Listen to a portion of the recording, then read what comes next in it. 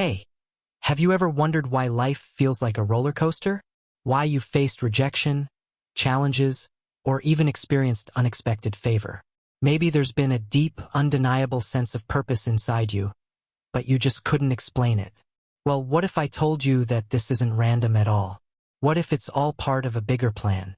In this video, we're going to dive into 10 powerful signs that show you've been chosen for something extraordinary since childhood. Stick with me, because this revelation might just unlock something deep inside of you. If you've ever faced early challenges, rejections, or a deep, unshakable hunger for something greater in life, let me tell you this. It's not just coincidence.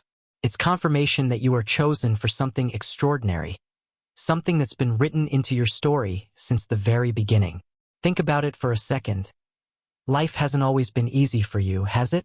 Maybe you've experienced rejection from people who were supposed to love and accept you. Perhaps you've struggled with things that felt unfair, or dealt with challenges that seemed too big for someone your age, your experience, or your stage in life. Maybe you've even felt like there's a deeper hunger within you, a longing for something more meaningful, more fulfilling, something that's hard to explain but always present. Now, here's the truth. All of that is not random. It's not a result of bad luck or mere coincidence. It's a sign, a clear indication, that you are being prepared for something bigger than you can imagine. From the moment you were born, God saw something special in you. He saw your potential before you even knew it yourself. And that's why the struggles, the pain, the rejection, they didn't break you, they were meant to shape you. Every hardship, every door that slammed in your face, and every time you felt overlooked or misunderstood, those weren't just random misfortunes. They were part of the process of growing you into the person you are meant to be. You might have faced battles that others couldn't see or understand. People might have looked at you and thought you were just going through a rough patch, but deep down you knew there was more to it. You could feel it, that calling within you, stirring you, reminding you that you're different. And it's in those moments, when life seems the toughest, that God is preparing you for the very thing you were born to do. So, if you felt that spiritual hunger, that yearning for something more than just the ordinary, that's not a weakness. It's a confirmation of your divine purpose. God is calling you to rise above your circumstances, to fulfill a purpose that's greater than yourself. And every single thing you've gone through, every challenge and every rejection, has been part of the preparation for the greatness that lies ahead. Don't look at your struggles as signs of defeat. Instead, see them as signs of destiny, guiding you toward the future that has already been laid out for you. You were chosen, not by accident but by divine design. And what you're experiencing now is just a small chapter in the incredible story of your life that's about to unfold. Sign number 1, unusual childhood warfare. Have you ever looked back at your childhood and wondered why things were so difficult from the very start? Why did it seem like life came at you with one struggle after another? Maybe it was rejection from people you trusted, trauma that left lasting scars, or even accidents that threatened your life. The truth is, those early struggles weren't just random bumps in the road. They were spiritual attacks because the enemy recognized your potential before you ever did. Think about it for a moment. Before you could even comprehend your identity, before you understood who you were meant to be, you were already in a battle. The challenges you faced as a child, whether it was sickness, bullying, family issues, or even near-death experiences, were not just coincidences. They were targeted attacks. And here's why. The enemy saw what you were capable of before you knew it yourself. If you've ever questioned why things were harder for you than they seemed to be for others, it's because there was something extraordinary on your life from the very beginning. Moses was born at a time when Pharaoh ordered the death of every Hebrew boy. Why? Because the enemy recognized that a deliverer was about to be born. Jesus, the Savior of the world, was also marked for destruction before he ever began his mission. King Herod sent soldiers to kill every baby boy under 2 years old, driven by the fear of the power Jesus was about to wield. The enemy's strategy has always been the same. If you're marked for greatness, he will try to stop you before you even get started. And he knows how to attack your childhood to ensure you never reach your full potential. But here's the thing, God allowed those attacks for a reason. Every trauma you endured, every rejection you felt, and every struggle you faced wasn't meant to break you. it was meant to prepare you. God didn't let you stay crushed by the weight of those battles because he had a purpose for your life that was too great to be destroyed. Your pain wasn't in vain. It was your training ground, molding you into the person you are meant to become. Think of those times you thought you wouldn't make it through. Those were the moments when your spirit was being strengthened.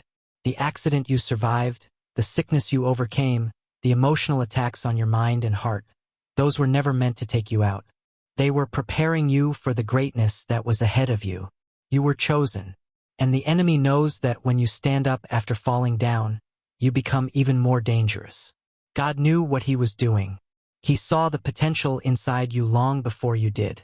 And every battle, every setback was part of the process to shape you into a warrior. Now, it's time to change your perspective. No longer see those childhood struggles as signs of misfortune. Instead, see them for what they really are, indicators of the greatness inside you. What you went through didn't break you, it built you. And what the enemy meant for evil, God is turning for your good. Sign number 2, misfit syndrome. Have you ever felt like you just don't fit in? Like no matter how hard you try to blend in with the crowd, something inside you resists it? Maybe you've spent years wondering why you feel different, why you never quite belong, or why you just can't seem to connect with the people around you. Let me tell you something. It's not because there's something wrong with you. In fact, it's quite the opposite.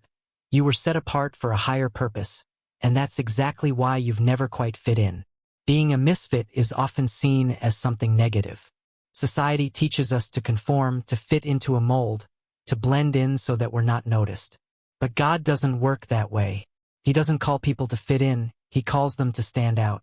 If you've ever felt like you didn't belong, it's because God has a special calling on your life that requires you to be different.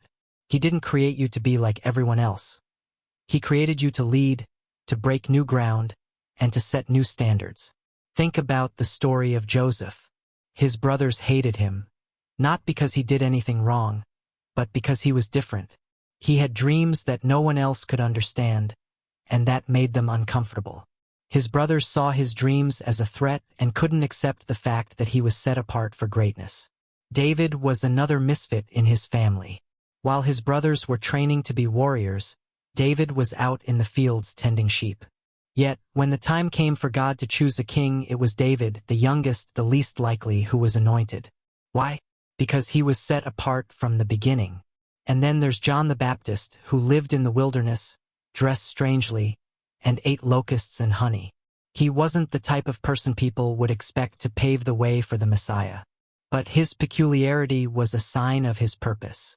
He didn't fit the mold, and that was exactly why he was chosen. You see, being a misfit is not rejection, it's distinction. You were never meant to fit into the world's standards. When God calls you to lead, he can't use someone who is comfortable blending in with the crowd. Your purpose requires you to stand out, to be different, and to break through the barriers that others may be too afraid to challenge. You might have spent years trying to fit in, trying to be like everyone else, but something deep down kept pulling you away from that. That's because you were never meant to blend in. God has set you apart for a reason. He's calling you to be a leader, a trailblazer, someone who isn't afraid to be different, even if that means walking alone at times. The world may reject you, but that's just a sign that you're being prepared for something greater. So, instead of mourning the fact that you don't fit in, start seeing it as a blessing. You are not overlooked. You are chosen. And being chosen means you're called to a destiny that's bigger than what the world can offer. You were made for greatness, not sameness. God doesn't need you to be like everyone else. He needs you to be exactly who he created you to be. Embrace your unique purpose, your misfit nature, and know that everything that has made you feel out of place is actually a divine distinction. You are set apart for a reason, and that reason is to lead, to influence, and to change the world around you. Sign number 3. People dislike you for no reason. Have you ever walked into a room and immediately felt the tension? Or found that some people just don't like you, even though you've done nothing wrong? Maybe you've been treated with hostility or faced rejection from people who barely know you. If you've experienced this, let me tell you, it's not about you. It's about the light and favor you carry. You're not being disliked because of who you are. You're being opposed because of what's inside you. This is something that many people don't fully understand. You see, when you are chosen and set apart for greatness, there is a divine favor that rests on you. And with that favor comes opposition. The more favor you have, the more opposition you will attract. It's simply part of the process. Think about Joseph. His brothers hated him not because he had wronged them, but because of the dreams he carried, dreams that God had given him. His brothers couldn't stand the idea that Joseph was chosen for something greater than they were, and they were threatened by his future success. They didn't understand him, and because of that, they opposed him. But their opposition didn't stop Joseph's destiny. In fact, it propelled him forward. He went from the pit to the palace, and what was meant to harm him only prepared him for the greatness that was coming. David is another example. He was anointed by God to be the king of Israel, yet for years he had to run for his life from King Saul, who was jealous of the favor David had. Saul was not David's enemy because of anything personal. David had done nothing to deserve Saul's hate. Saul's jealousy was fueled by David's anointing, by the favor God had placed on him. David faced opposition and rejection from the very people who should have supported him. But in the end, that opposition didn't stop God's plan. It only confirmed that David was chosen for a purpose greater than he could have imagined. And then there's Jesus. He was rejected by his own people. The very people he came to save didn't accept him. Jesus was hated, ridiculed, and ultimately crucified, not because he had done anything wrong, but because of the light he carried. His mission to save humanity was a threat to the darkness, and those who loved the darkness opposed the very one who came to bring light. But, as we know, the rejection didn't stop his purpose, it fulfilled it. Here's the key point. You are not being opposed because of who you are, but because of what you carry. The favor and light inside you can be uncomfortable to those who are not ready to walk in the same light. When you carry God's favor, you shine in a way that others can't ignore. And sometimes, that light exposes the darkness in others, which makes them uncomfortable or even angry. But don't be discouraged when you face this kind of opposition. It's not personal. The same way Joseph, David, and Jesus faced rejection and opposition, so will you. But just like them, you have a greater purpose. The opposition you face is simply a confirmation that you are walking in the favor of God. You are carrying something powerful, something that threatens the darkness and draws attention, both good and bad. When people dislike you for no reason, don't take it to heart. Instead, see it as a sign that you are exactly where God wants you to be. Opposition often means you're on the right track. Keep going, stay focused, and don't let the negativity of others distract you from the purpose God has for your life. Remember, what God has for you, no one can take away. The same favor that brings opposition also brings promotion and purpose. Stay faithful, stay humble, and watch as God uses your light to break through the darkness. Sign number 4, innate desire to help others. Have you ever felt a deep, unshakable burden for others? Have you ever found yourself going out of your way to help someone, even when it wasn't convenient or easy? Maybe you felt a sense of responsibility for the pain and struggles of those around you, an overwhelming urge to do something about it. If this resonates with you, I want to tell you something important. This isn't just a personality trait or random compassion. It's a sign of kingdom leadership, a calling on your life to make a difference in the world. The desire to help others, especially when it goes beyond just simple kindness and enters into the realm of deep empathy, is a powerful gift. It's not something everyone experiences to the same degree, but if you felt this way, it's a strong indicator that God has placed something special in your heart. You have a heart for people, and that's exactly what makes you a leader in God's kingdom. Take Moses, for example. Long before he became the deliverer of the Israelites, Moses felt a burden for his people. He was moved with compassion when he saw an Egyptian mistreating a Hebrew, and he couldn't sit by and do nothing.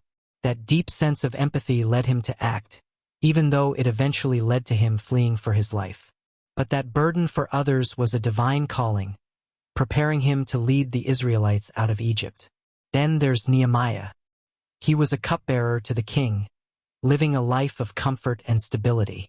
But when he heard that the walls of Jerusalem were in ruins, something inside him broke. He wept, he fasted, and he prayed.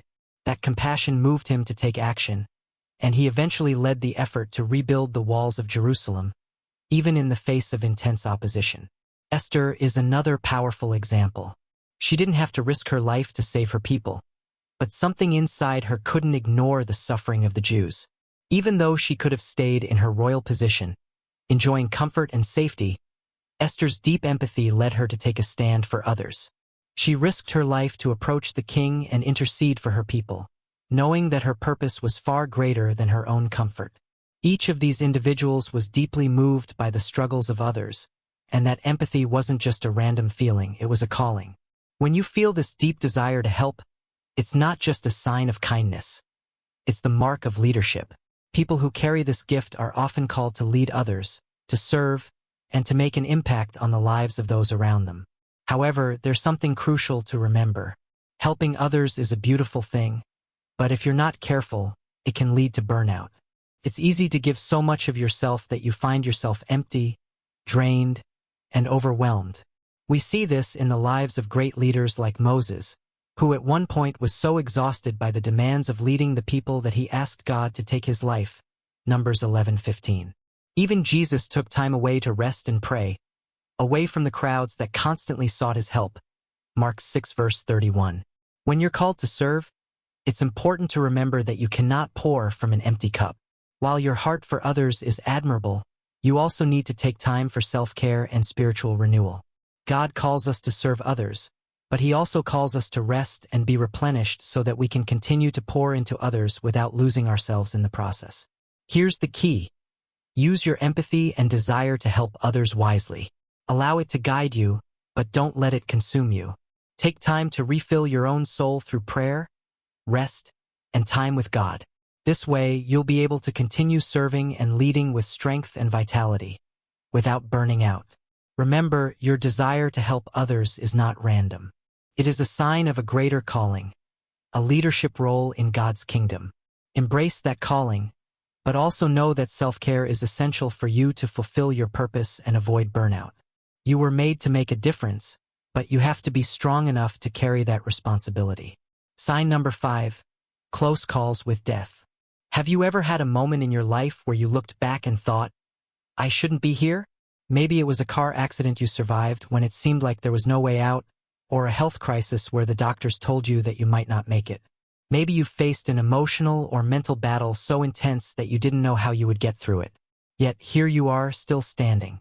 You might call it luck, coincidence, or just good timing. But I'm here to tell you this.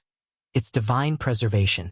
You are here because God has kept you for a purpose greater than you can imagine. When you survive close calls with death, it's not a random accident. It's not just a twist of fate or mere coincidence. God's hand has been on your life, protecting you when danger surrounded you, guarding you when others might not have made it through. The fact that you are still here, still breathing, means that you have a purpose that the enemy has not been able to destroy. You are protected for a reason. Take Daniel, for example. He was thrown into the lion's den for refusing to bow to King Darius's decree. It seemed like certain death, but God shut the mouths of the lions and protected Daniel because his purpose was not finished. His divine protection didn't just save his life. It was a testimony to the power of God in his life and a reminder that God's people are never abandoned, even in the darkest situations. Then there's Paul. He faced shipwrecks, he was stoned, and he was bitten by a viper. All situations that should have taken his life. But every time, God preserved him. Paul knew that his mission was not over, that his life was still in God's hands. Every close call with death became a testimony of God's faithfulness and a sign that when you are chosen for a purpose, no weapon formed against you can prosper. And of course, we look at Jesus. Throughout his life, there were multiple attempts on his life, whether it was King Herod trying to kill him as an infant, the people of Nazareth trying to throw him off a cliff, or the constant threats from the Pharisees.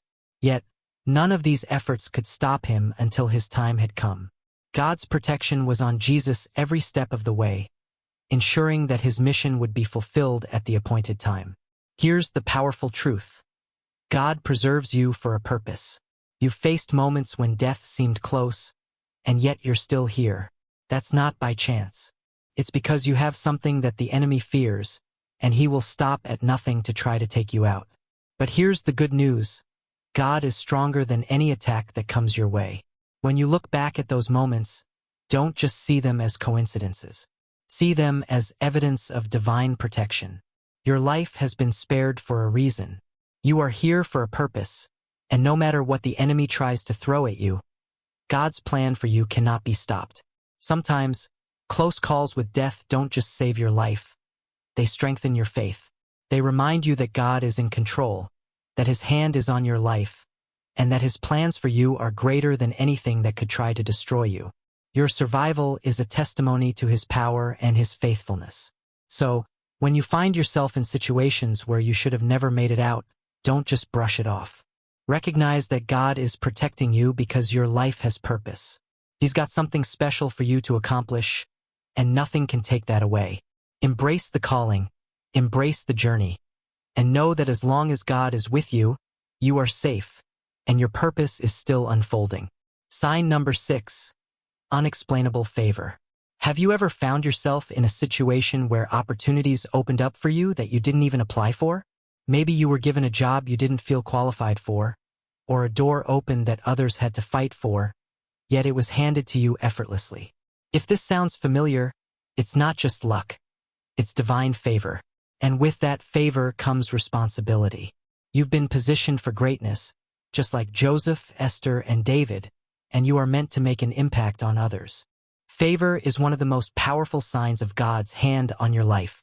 It's not about what you've earned, what you've worked for, or what you think you deserve.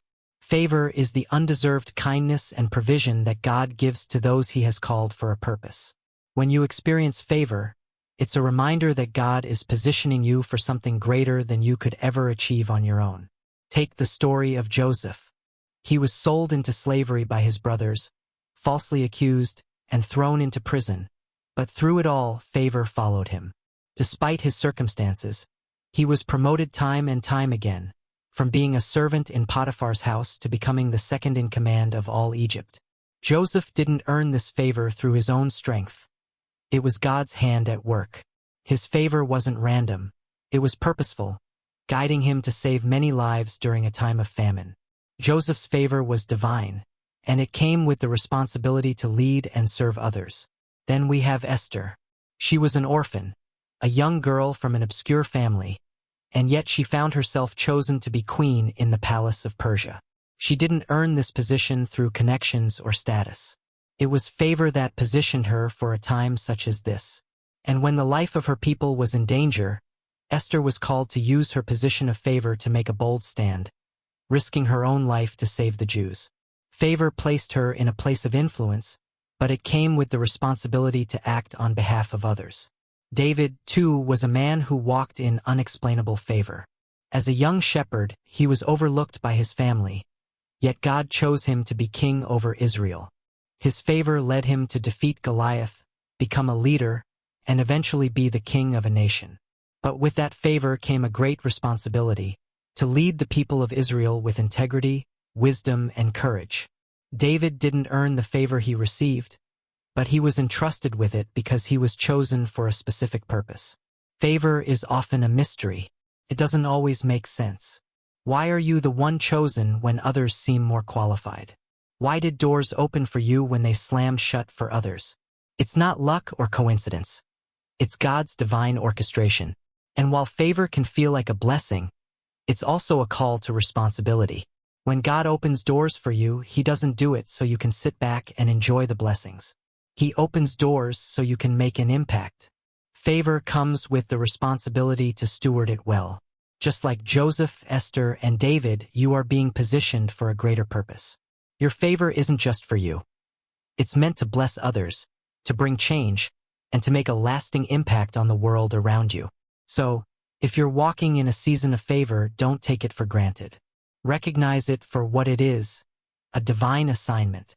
God is positioning you to do more, to be more, and to lead in ways you never imagined. Favor might feel like a gift, but it's also a responsibility. Use it wisely, and watch how it unfolds to impact others in ways that only God can orchestrate. Sign number 7, rejected by loved ones. Have you ever been rejected by the people who were supposed to love you the most? Maybe it was family members who couldn't understand you, or friends who turned their backs on you when you needed them the most. The pain of family rejection cuts deeper than any other. It's a wound that can feel like a personal failure, a betrayal, or even a sign of your worthlessness. But here's the truth. Family rejection is not a reflection of your value. It's often the very thing that pushes you toward your destiny. Rejection from those closest to us is one of the hardest challenges to face. When the people who should have supported you are the ones who criticize you or overlook you, it can feel crushing. Joseph experienced this kind of rejection in its most brutal form.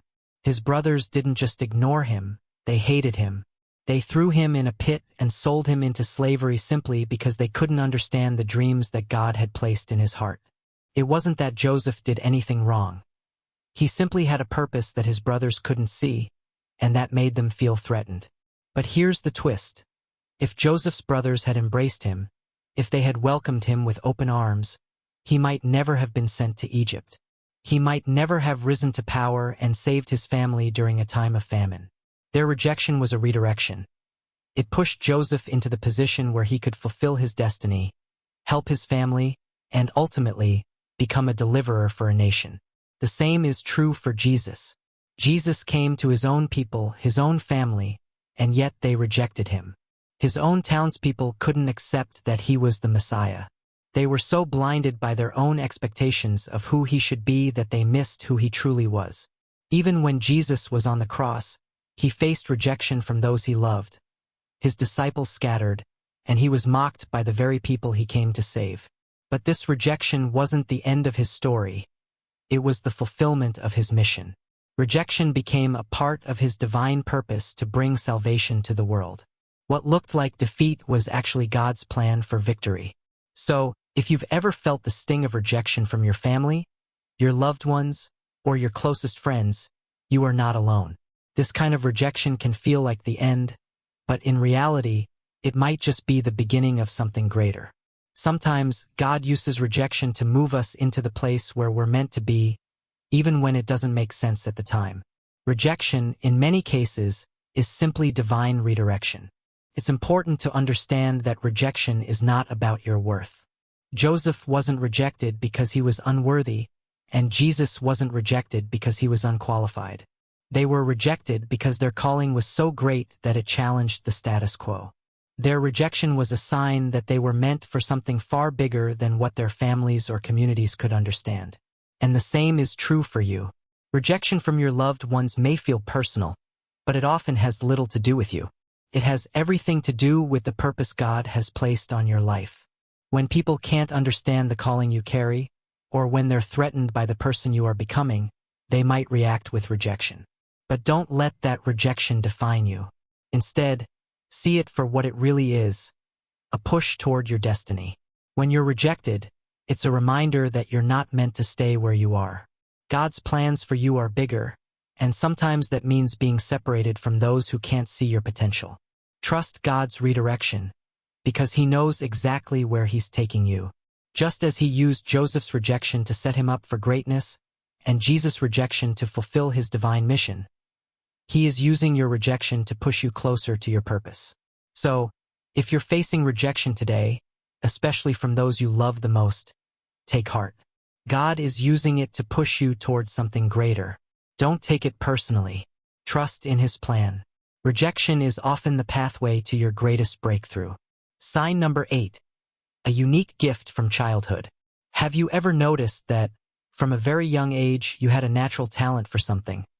Whether it was writing, leading, or thinking in ways that seemed beyond your years. While other kids were distracted by simple things, you were drawn to something deeper, something more meaningful. That something inside you, that gift that has always set you apart, is more than just a quirky trait. It's actually a seed of your divine calling. It's easy to overlook the gifts and talents we possess, especially when they feel so natural. But the truth is, your gifts are not by accident. From the time you were a child, God has been planting seeds of purpose in your life. Whether it's writing, creating, teaching, or solving problems in ways that others can't, these aren't random skills. They're indicators of the calling God has placed in your heart. Take David, for example.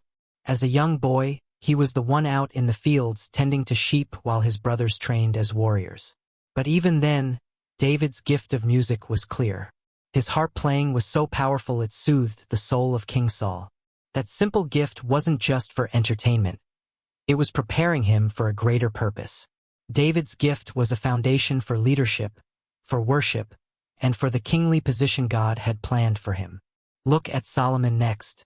As a young king, Solomon was gifted with wisdom far beyond his years. This divine gift wasn't something that just appeared overnight. Solomon's gift prepared him for the immense responsibility of leading an entire nation. It wasn't just a talent. It was a divine calling that would shape the course of his life. Even Daniel, as a young man, had the ability to interpret dreams and visions. These weren't just personal skills. They were tools given to him by God to fulfill his divine purpose.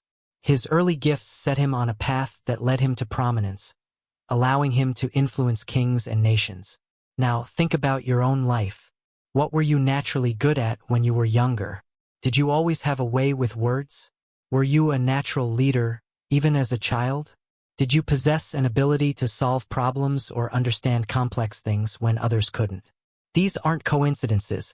They are early markers of God's calling on your life. But here's something crucial to understand. Your gifts are not meant for applause, recognition, or fame. God has given you these talents not for personal gain, but for His glory. It's easy to get caught up in wanting others to recognize our talents or use them to gain fame.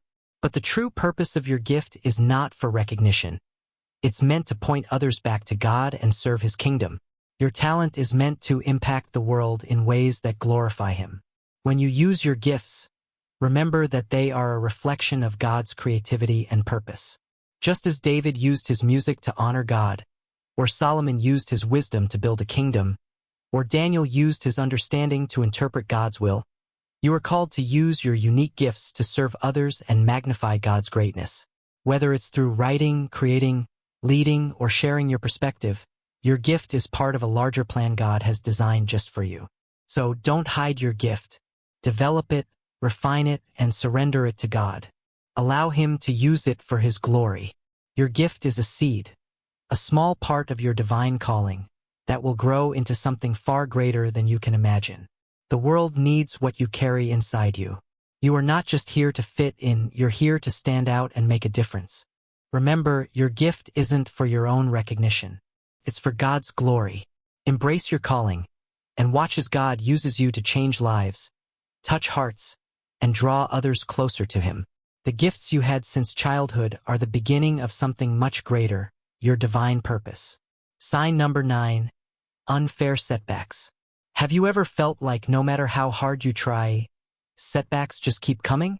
Maybe you've faced one challenge after another, only to feel like every step forward is met with 2 steps back. You've worked hard, made sacrifices, and yet it feels like the world is against you. But here's the truth. Those persistent setbacks are not curses. They are setups for future strength and leadership. We all face setbacks, and sometimes they feel unfair, as if we've done everything right and yet life keeps throwing obstacles in our path. It's easy to wonder, why is this happening to me? What did I do to deserve this? But instead of viewing these setbacks as punishments or signs of failure, we need to recognize them for what they really are, divine setups. Think of Job. Job lost everything, his wealth, his health, his family. He was a righteous man who had done everything right, yet he faced unimaginable suffering. It wasn't fair. But in the midst of his trials, Job's faith was being refined. The pain he endured wasn't meaningless. It was preparing him for greater things. God restored Job's fortunes and blessed him with even more than he had before. Job's story is a powerful reminder that pain has purpose, and sometimes, the hardest seasons are the ones that lead us to the greatest breakthroughs. Look at David. David was anointed to be king, but instead of stepping into the throne, he was forced to run for his life, hiding in caves, being pursued by King Saul who sought to kill him. David could have easily given up, felt unfair. He had been chosen, yet he was forced to endure hardship and rejection. But it was in those dark moments, in those times of setback, that David grew into the leader God called him to be. He learned to trust God more deeply, to rely on God's timing, and to lead with humility. David's setbacks were actually training grounds for the kingdom he was about to inherit. Without those trials, David wouldn't have been the leader Israel needed. Setbacks aren't meant to break you, they are meant to build you. It's in the moments of frustration and disappointment that God is often doing his greatest work in us. When we face setbacks, we often feel stuck or defeated, but God is using those moments to strengthen us, to shape our character, and to prepare us for future leadership. Each setback is part of a larger process, helping us grow into the person we need to become in order to handle the blessings and responsibilities that lie ahead. Sometimes we don't realize it in the moment, but setbacks often redirect us to better paths. They are a kind of spiritual redirection. Think about it. If David had become king right away, he might not have had the character or the leadership skills to rule effectively. If Job hadn't gone through the intense suffering, he wouldn't have fully understood God's greatness and sovereignty. God uses setbacks to prepare us for the next level of our purpose. It's important to remember that the setbacks you face don't define you, they refine you. When you're going through difficult times, it can be hard to see the purpose behind it all. But know this, God is working in you even when it feels like everything is falling apart. These setbacks are divine setups, preparing you for the strength and leadership you will need to fulfill your calling. So, if you're facing setbacks today, don't give up. Embrace the process. Trust that God is using this time to shape you into the person He has called you to be. Your pain has a purpose, and the strength you gain through these trials will prepare you for the leadership and impact you are destined for. Just as Job's suffering led to restoration, and David's time in the wilderness prepared him to rule, your setbacks are simply steps toward your greater destiny. Sign number 10. Lifelong spiritual hunger. Have you ever felt an unexplainable, deep yearning for more, something beyond what the world offers? Maybe, even as a child, you found yourself craving a deeper connection with God, feeling drawn to spiritual matters while others were preoccupied with everyday things. That hunger, that constant pull towards something more meaningful is not random. It is proof of a supernatural calling. You are being set apart for something greater than you can imagine. From the earliest moments of life, some people experience a spiritual hunger, a deep desire for a connection with God that isn't just about following rules or rituals. This hunger is not a passing phase, but a constant, persistent longing for a deeper understanding of God's presence. If you've felt this longing your whole life, if you've always found yourself seeking God in ways that others don't seem to, it's a sign that God has been drawing you toward your divine purpose from the very beginning. Think about Samuel the prophet. Even as a child, Samuel heard the voice of God calling to him in the night. His spiritual hunger was so strong that, when he didn't understand what was happening, he went to Eli, the priest, for guidance. Samuel's story shows us that God's calling often starts early, and when you are chosen for something greater, you will feel a pull toward him that others might not understand. Look at Mary, the mother of Jesus. While other girls her age were dreaming about their futures in worldly terms, Mary was in a place of deep spiritual awareness. When she was visited by the angel and given the incredible news that she would bear the Son of God, she didn't just accept it with simple obedience. She responded with a heart full of spiritual awareness and worship, saying, "My soul magnifies the Lord." Luke 1, verse 46. Even as a young woman, she had a deep connection to God's plan, a hunger to fulfill her divine purpose, and a willingness to surrender to it. When you experience this kind of lifelong spiritual hunger, it's a sign that God has been setting you apart for a purpose greater than you could ever imagine. This is not just a desire for religious rituals or superficial understanding. It's a deep, soul-level longing to know God more intimately, to serve His purpose in a way that others might not even understand. It's a calling to something more than just the ordinary. This hunger isn't always comfortable. In fact, it can feel like a constant ache, a desire for more that can never fully be satisfied by the things of this world. You might look around at others who seem content with their lives and wonder why you can't find that same peace. The reason is simple. You were never meant to find fulfillment in anything less than God's presence. Your hunger is a sign that you are meant for something deeper, something more eternal. Even as a child, this hunger can look different. Maybe you were always the one asking questions about God, seeking to understand the deeper meanings of life, or feeling an inner pull to pray or worship in a way that others didn't. This spiritual hunger is God's way of preparing you for the greater calling on your life. He is awakening something in you that will one day be used for His kingdom. So, if you have felt this deep longing, this constant desire to seek God throughout your life, don't ignore it. Embrace it. God is drawing you closer to Him for a reason. This hunger is a sign that you were chosen for something bigger. It's a reminder that you are not meant to fit in with the world. You are meant to stand out, to be a vessel for God's glory and purpose. Remember, spiritual hunger is not a curse. It is a blessing. It is evidence of the divine calling that God has placed on your life. Your longing for something deeper, something more meaningful, is a sign that God is setting you apart for greatness. You are being prepared to step into a purpose that will fulfill you in ways that nothing else can. So lean into that hunger. Let it drive you closer to God. Let it fuel your desire to know Him more deeply and serve Him more fully. The more you seek Him, the more He will reveal His purpose for you. You are not just called to live a regular life. You are called to something extraordinary. Your hunger for God is the key that will unlock that destiny. The reality of today's society. A story of spiritual hunger. In today's world, we live in a fast-paced, image-driven society. People are constantly on the go, striving for success, wealth, and recognition. The focus is often on material achievement, with social media and modern culture constantly pushing us to be the best, have the best, and show the best version of ourselves.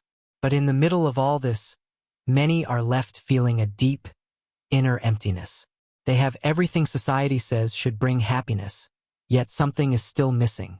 Take, for example, today's youth, the generation growing up in a world that seems to have everything, from endless entertainment options to instant access to information. Yet, despite all these conveniences, many of them are feeling more disconnected than ever before. The rise of social media has only heightened the sense of isolation. While people are connected in a digital sense, there's an overwhelming sense of loneliness and anxiety. Why does this happen? It's because, in the rush to attain external success, many people are neglecting their inner spiritual needs. There is a constant yearning for deeper meaning, something more profound than the surface-level achievements that society often celebrates. People are hungry for something real, something that goes beyond the latest trend or the next viral moment. This is where the story of Kevin, a 24-year-old young man, begins. Kevin had what looked like the perfect life. He had a good job, a circle of friends, and was always sharing his fun adventures on social media. He had achieved everything that society said would bring happiness. Yet inside he felt unfulfilled. There was an emptiness that all his accomplishments and material possessions couldn't fill. Despite his outward success, Kevin found himself constantly wondering, what's the point of all this? He struggled with a deep spiritual hunger, but he didn't know how to express or even understand it. One evening, Kevin hit a breaking point. He realized that no matter how many things he acquired or how many likes he got on his posts, he wasn't satisfied. He needed something more. He needed a deeper connection with himself, with others, and with something greater than himself. It was in this moment of realization that he began a journey of introspection and spiritual seeking. Kevin began to ask bigger questions. What is my purpose? Why am I here? He began exploring faith, spirituality, and personal growth, seeking answers to the deeper questions that had always lingered in his heart. Over time, he found solace in connecting with a higher power and in helping others, things he had never considered before, too caught up in his own world of appearances and success. Kevin realized that his spiritual hunger had always been there, but he hadn't known how to feed it. It wasn't about material success or external validation. It was about finding peace, understanding his purpose, and connecting with a higher calling that went beyond what society measures. Kevin's story is not unique. In a world obsessed with outward success, many people feel the exact same way. Unfulfilled, disconnected, and spiritually hungry. The overwhelming pressure to fit into a world that values appearance over substance can leave us feeling empty inside. We chase after things that promise happiness, but what we often miss is that true fulfillment comes from something much deeper, the connection to our purpose, our spirit, and something beyond what we can see. So, if you're feeling that same emptiness, that hunger for something more, know that you're not alone. This spiritual longing is real, and it's a sign that you are being called to something greater. It's a signal to pause, to reflect, and to start seeking the deeper, more meaningful aspects of life. You don't need to have it all figured out, but don't ignore the hunger within you. It's there for a reason. It's your soul yearning to be filled with purpose and connection. In today's world, it's easy to get caught up in the chase for success, but true fulfillment comes from answering the call of your spirit. It's time to listen to that inner voice, to seek the deeper meaning in life, and to let that hunger guide you to something more meaningful. Conclusion. In a world that constantly demands more from us, more achievements, more success, more validation, it's easy to lose sight of what truly matters. We may fill our lives with distractions, accumulating things, experiences, and likes, but still find ourselves feeling empty inside. That inner hunger, the longing for something deeper and more meaningful, is a sign that we are being called to a higher purpose.